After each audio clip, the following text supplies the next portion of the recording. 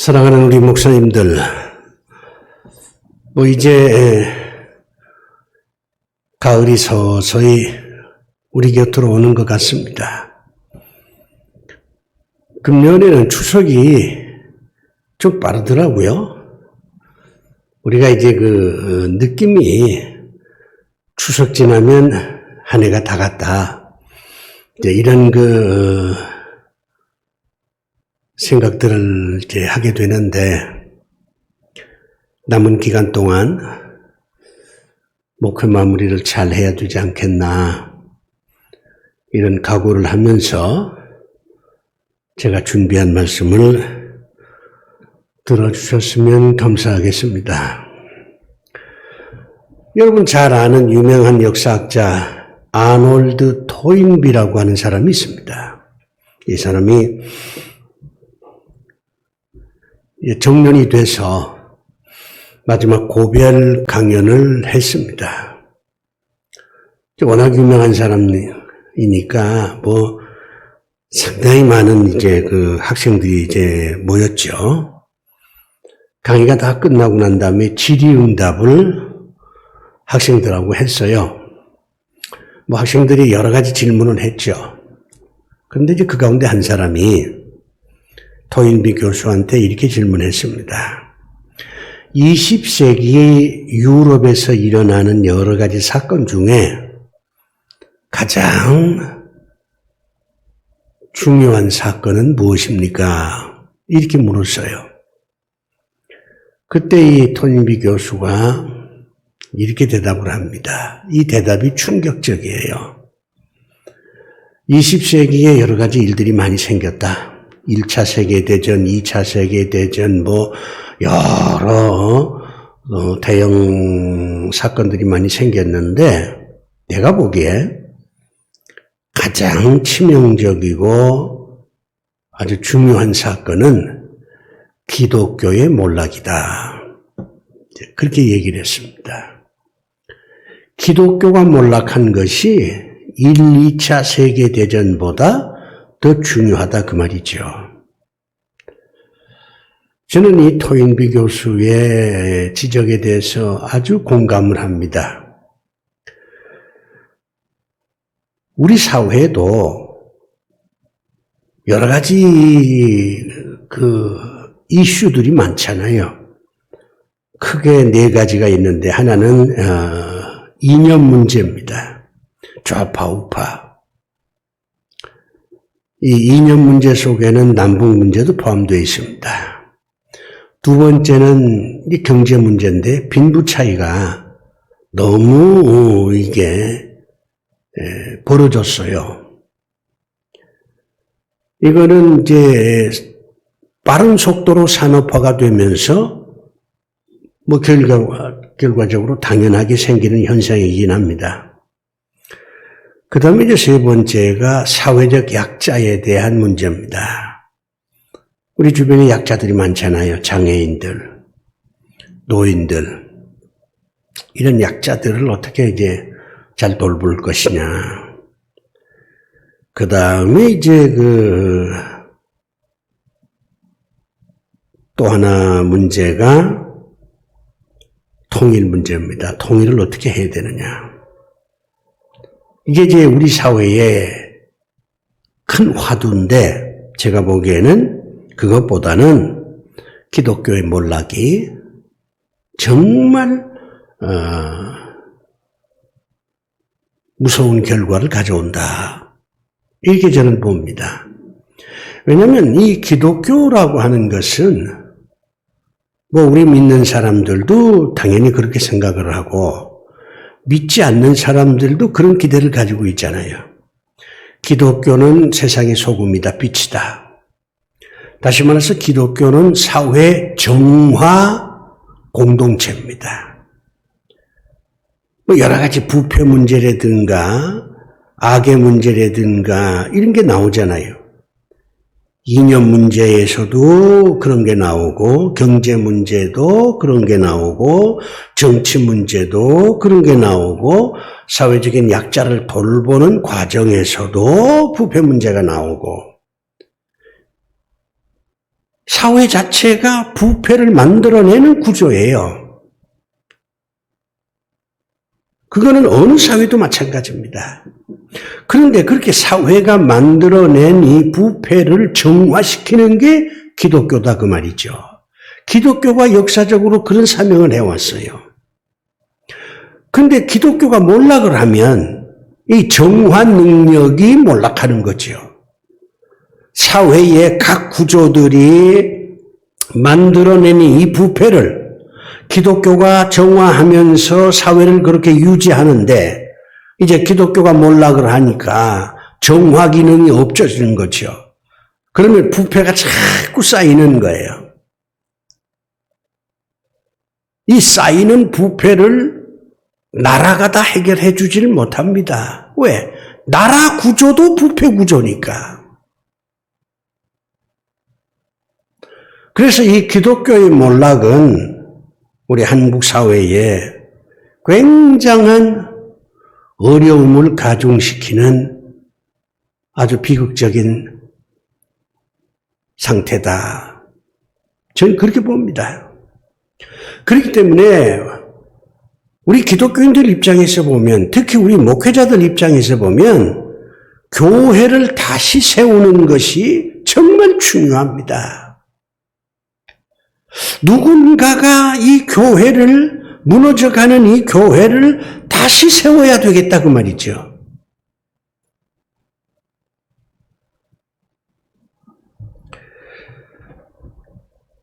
교회가 왜 몰락하느냐?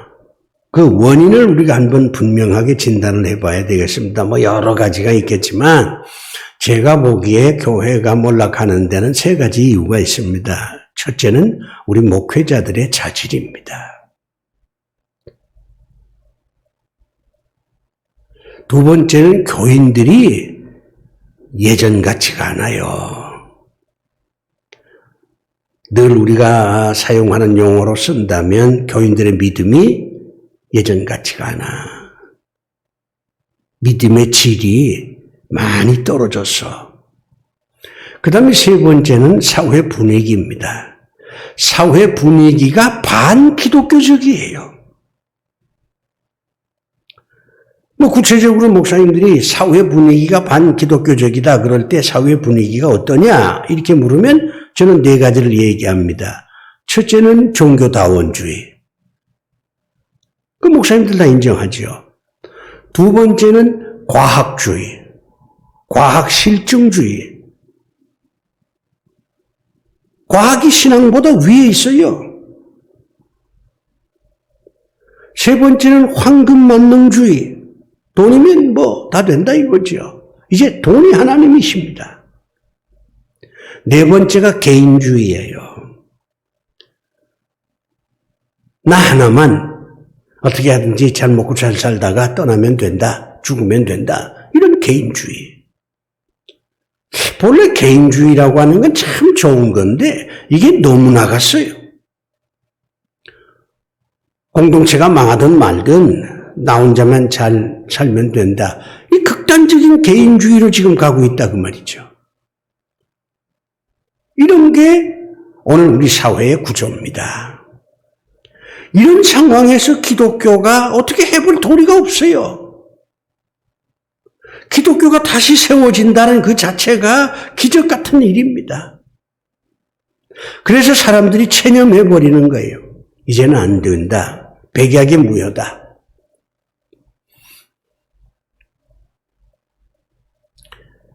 우리 교단 금년에 이제 그 통계를 보시면 여러분 아시겠지만 점점 다운되잖아요. 2030년쯤 되면 거의 150만 대로 떨어질 것이다. 저는 통계를 믿질 않습니다. 지금 뭐 230만 정도라고 기독공부에 나왔는데 저는 그 통계를 믿질 않아요. 그저 많이 잡으면 한 200만 정도입니다. 어린아이, 노인 다 합쳐서 급격하게 교인 수가 줄고 있습니다. 뭐 우리 교단이 그런데 다른 교단은 더 말할 것도 없지요. 그래서 교회를 다시 세운다는 건 불가능하다. 이거 백약이 무효다. 이렇게 생각하는 사람들도 있습니다. 그런데 저는 아직은 아니다. 우리가 교회를 다시 세우겠다고 작정을 하고 노력하면 충분히 교회는 다시 부흥될 수 있다. 재건될 수 있다. 저는 그렇게 믿습니다. 그럼 어떻게 목회를 해야 되느냐? 목회에 대한 정의를 다시 한번 생각을 해봐야 되겠고, 목회를 하는 목적이 뭔지 우리 목사님들이 재점검을 해야 되겠고, 목회하는 방법을 내 마음대로 하는 게 아니라 하나님께서 성경을 통해서 우리에게 주신 그 방법대로 목회를 해보자 그 말이에요. 오늘 저는 사도 바울이 디모데 목사에게 보낸 이 서신에서 목회를 이런 식으로 해봐라. 목회의 방법을 가르치는데 그 방법을 여러 목사님들한테 소개를 하려고 하는 겁니다. 기술보다 원칙이 더 중요하다 그 말이죠. 우리 목사님들이 목회를 하는데 기술적으로 목회를 하려고 그러잖아요. 뭐 기술이 나쁜 게 아닙니다. 목회 기술도 좋아야지. 그런데 그것보다 먼저 목회를 하는 방법의 원칙부터 좀 바로 세우자. 그 원칙은 내가 정하는 게 아니라 하나님께서 우리에게 가르쳐준 하나님의 방법을 원칙으로 정하고 기술은, 목회 기술은 우리 각자의 능력에 따라서 개발하면 될 것이다. 저는 그렇게 생각을 합니다. 하나님께서 정해준 목회의 원칙이 뭡니까? 오늘 본문 보면 사도 바울은 세 가지 원칙을 제시합니다. 그 첫 번째가 성경 본문에 나와 있죠. 청결한 양식, 마음으로 해야 된다. 청결한 마음. 이 청결이라고 하는 단어가 등장해요. 마음이라고 하는 것은 굉장히 추상적인 용어지만 청결이라고 하는 건 아주 구체적인 용어예요. 청결이 뭐예요? 깨끗하다는 거 아닙니까? 마음은 뭡니까? 우리가 생각하는 것도 마음이 하는 거죠. 우리가 느끼는 것도 마음이 하는 거죠. 우리가 어떤 행동을 하고자 하는 의지도 마음에서 나오는 거죠. 그러니까 우리의 생각이나 우리의 감정이나 우리의 의지가 깨끗해야 된다 그 말이죠. 순수성을 강조하는 겁니다. 우리 목사님들이 목회를 할 때 순수한 마음으로 하자 이거죠. 응? 돈을 벌겠다, 권력을 얻겠다, 남한테 존경을 받겠다, 뭐 다른 특별한 할 일이 없으니까 이거라도 하자, 그런 게 아니라 정말 하나님을 향한, 그리고 교인들을 향한 그런 아주 순수한 깨끗한 청결한 마음으로 목회를 하자는 겁니다. 이 청결이라고 하는 것은 우리가 거울과 비교를 해보면 이 거울이 깨끗하면 잘 보이잖아요. 근데 거울이 깨끗하지 못하면 잘 보이질 않습니다. 사도 바울이 고린도 전서 13장에 깨끗하다는 걸 강조합니다. 우리가 어린 나이 때에는 이게 모든 걸 제대로 깨끗하게 보질 못한다 그 말이죠. 거울을 통해서 보는 것 같이 그렇게 보는데 정말 하나님의 사랑을 체험하면 거울이 아니라 직접 바로 볼 수 있다. 바울이 그렇게 강조하지 않습니까? 우리 마음이 깨끗해야, 목회를 하고자 하는 동기가 순수해야 나 자신을 바로 볼 수 있고, 그 다음에 교인들도 바로 볼 수 있고, 세상도 바로 볼 수 있고, 하나님도 바로 볼 수가 있습니다. 근데 근데 내 마음이 깨끗지 못해. 목회를 하고자 하는 동기가 깨끗하지 못해. 그러면 나 자신도 못 봐요. 교인들도 잘 못 봐. 교인들이 어떤 처지에 있는지 잘 못 봐. 그리고 세상이 어떻게 돌아가는지도 제대로 못 봐. 그리고 더 치명적인 것은 하나님을 제대로 볼 수가 없어요. 내 마음이 깨끗하지 못하니까.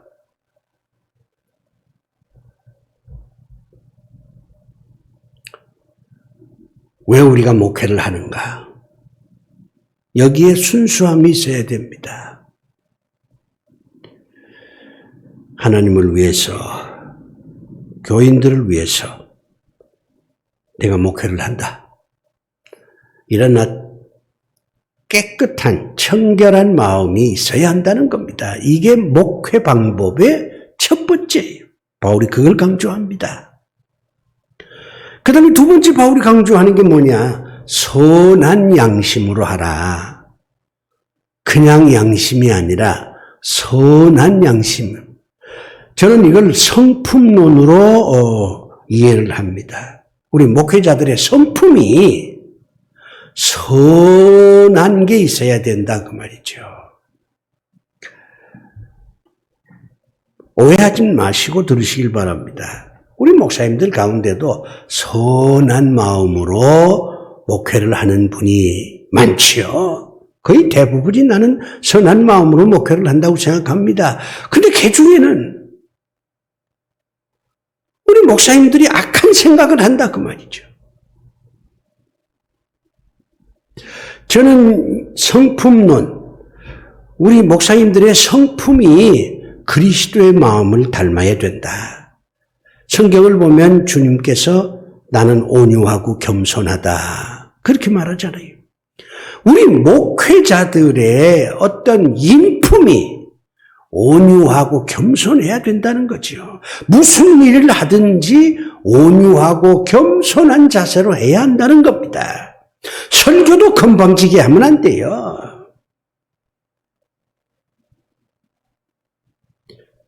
기도문 가운데도 건방진 기도가 많아요. 기도는 하나님께 드리는 건데 사람을 공격하고 사람을 까기 위해서 기도하는 그런 경우도 많잖아요. 교회에서 무슨 행정을 할 때도 독단적으로 온유와 겸손이 아닌 그렇게 하면 목회가 안 된다는 겁니다.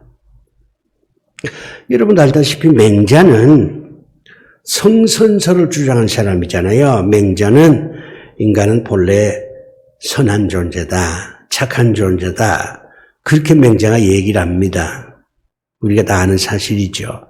근데 이제 맹자가 인간은 선한 존재다 그렇게 주장할 때는 근거가 있습니다. 막연하게 야, 인간은 선한 존재야. 인간은 본래부터 착해. 이렇게 얘기한 게 아니라 맹자는 증거를 댑니다. 인간들에게 이런 게 있다 이거죠. 이거는 인간이 착하다는 증거 아니냐. 그래서 네 가지를 강조합니다. 이게 사단이잖아요. 사단. 성리학을 공부한 분들은 다 아는 겁니다. 사단.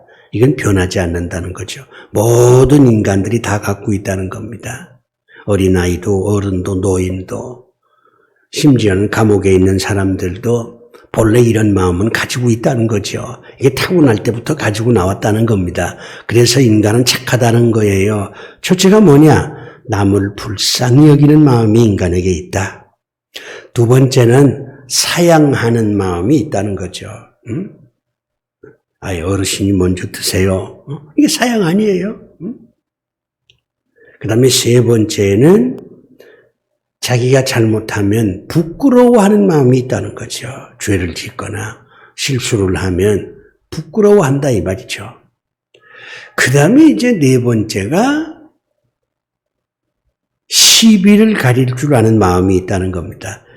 아, 이건 옳은 거고 저건 잘못된 거다. 시비를 가릴 줄 아는 마음이 있다. 이게 사단 아닙니까? 이게 태어날 때부터 가지고 있다. 남을 불쌍히 여기고 사양하고 부끄러워할 줄 알고 시비를 가릴 줄 알고 이런 마음이 인간에게 있다. 그렇기 때문에 인간은 선한 존재다. 이게 맹자가 얘기하는 사단론입니다. 물론 여기에 대해서 반발하는 사람도 많아요. 불쌍히 여긴다? 어떤 사람은 불쌍히 여기는데 어떤 사람은 뭐 그럴 수도 있지. 이렇게 넘어가 버려요. 어떤 사람은 실수하고 죄를 지으면 부끄러워하지만 어떤 사람은 뭐 어때서? 뭐 나만 뭐 이런 죄를 짓냐?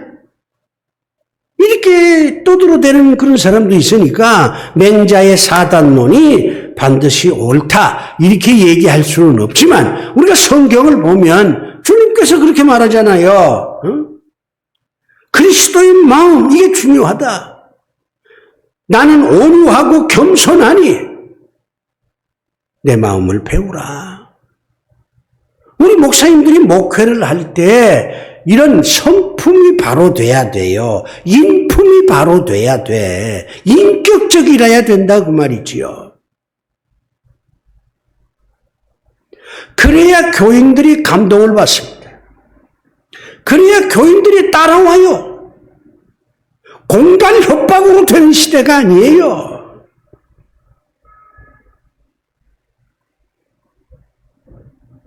착한 양심으로 목회를 하라. 바울이 그렇게 말합니다.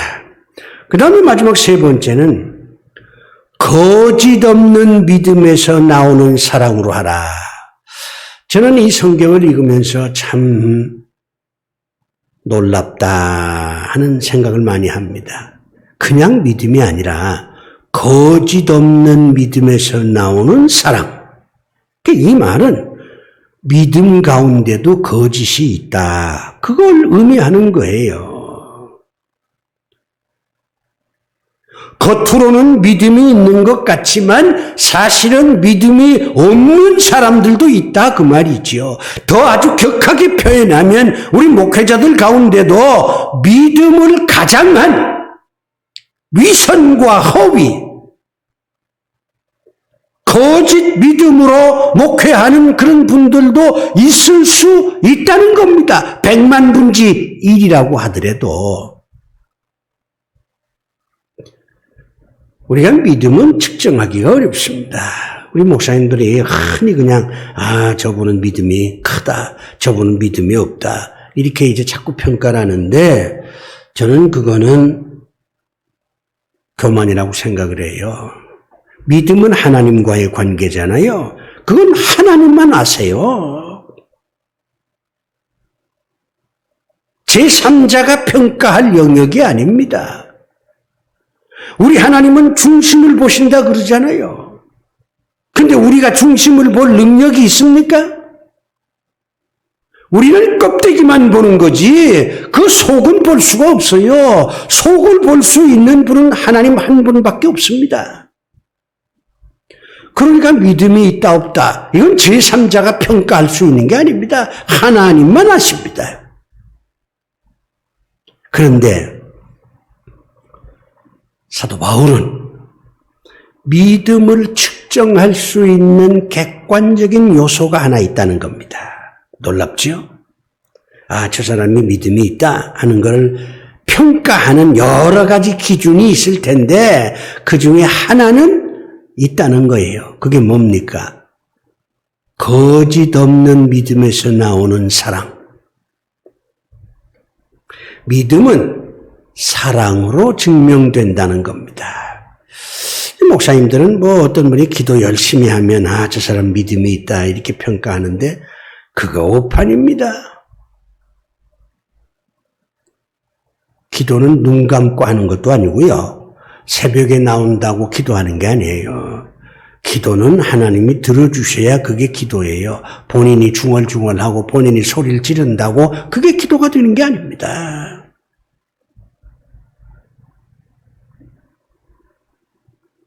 사랑은 기도보다 우선합니다. 예배요? 예배 잘 드리면 성수주의를 하면 저 사람 참 믿음 있는 사람이다. 이렇게 평가하잖아요. 우리 목회자들 입장에서 주일날 나와서 예배 드려주면 얼마나 고맙습니까? 코로나 시대에 정말 한 분이라도 와서 예배 드려주면 우리 목사님들이 감격하지요. 그건 우리 생각이에요. 예배도 위선과 거짓이 얼마나 많습니까? 그래서 우리 주님께서 신령과 진정으로 예배를 드려야 그게 예배다. 그렇게 말씀하신 거 아니에요.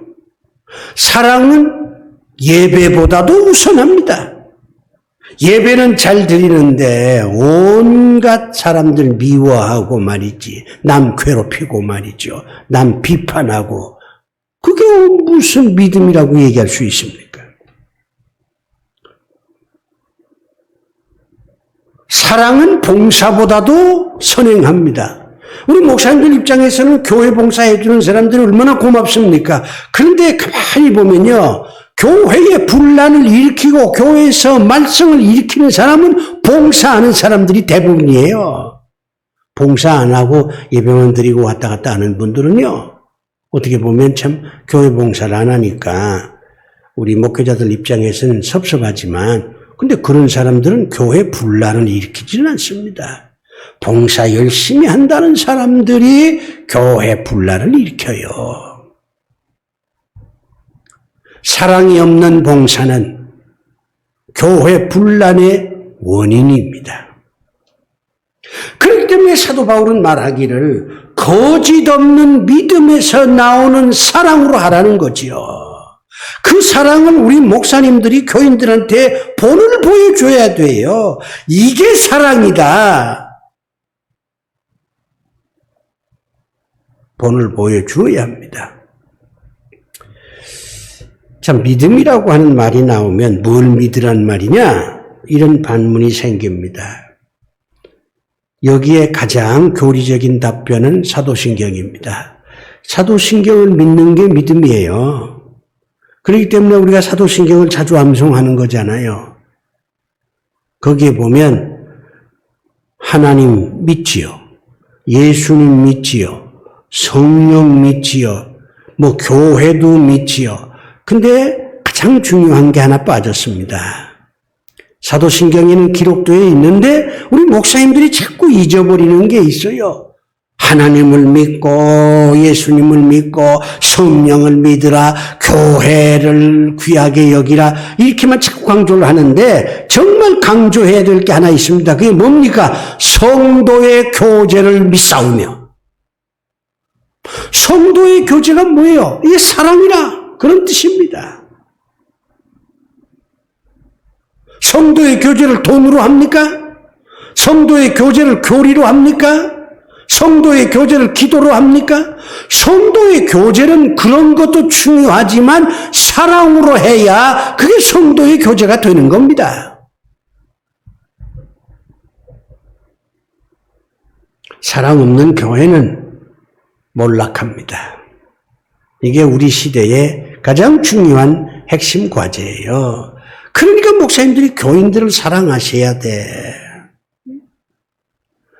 목사님들이 가지고 있는 무슨 교리적인 지식 그걸 자꾸 전해주려고 그렇게 애를 쓰지 말고 그것도 중요하지만 정말 중요한 것은 내가 당신을 사랑한다 이걸 보여주라 그 말이지요. 그래야 교인들이 마음도 안정이 되고 우리 목사님이 좋은 목사님이다 이것도 느끼게 되고 교회도 한 번 더 나가야지. 왜? 교회 가면 목사님을 만나니까 목사님은 나를 사랑하는 분이니까 사랑을 한 번 체험하기 위해서 내가 교회로 가야 되겠다 이런 생각을 교인들이 할 거 아닙니까? 그런데 우리 목사님들이 교인들을 사랑하려고는 안 하고 그저 교인들 비판이나 하고 그저 설교로 교인들 까고 교인들한테 헌금을 안 한다 전도를 안 한다 이렇게 계속 비판만 하니까 교인들이요 듣기 싫은 거예요. 사랑하면 무장해제가 되는 거예요. 목사님이 나를 사랑한다 이걸 느끼면 우리 목사님 참 안 됐다. 내가 목사님을 위해서라도 예배 드려야지. 이런 생각이 난다고요. 그러면 여러분들은 아니 하나님을 사랑하게 만들어야지 어떻게 목사를 사랑하게 만드냐? 교인들을 사랑하는 건 하나님이시지 우리 목사가 어떻게 모든 교인들을 사랑하느냐? 이렇게 반문할지 모르지만 하나님의 사랑이 목사를 통해서 드러나는 거 아닙니까? 자, 우리 목사님들 목회의 기술이 중요한 건 사실이지만 원칙이 더 중요합니다. 원칙을 바로 세우고 그건 하나님이 이렇게 하라 말씀해 주잖아요. 그 위에다가 우리 나름대로의 어떤 기술을 활용을 해서 목회를 해야 이 무너져가는 기독교를 다시 세울 수가 있다는 거. 이 점을 우리 목사님들이 꼭 기억하셔서 이 세 가지 원칙에 충실한 그런 목사님들이 되시기를 진심으로 바랍니다. 기도합시다. 하나님 아버지, 교회가 무너져가는 이 쓸쓸한 시대에 하나님께서는 목회의 원칙을 바로 세우라고 오늘 말씀하셨습니다. 주의 종들이 낙심만 하지 말고 한탄만 하지 말고 이 목회의 원칙을 다시 세워 새롭게 목회하서 좋은 열매를 거두게 하여 주시옵소서. 예수 그리스도 이름으로 기도드리옵나이다. 아멘.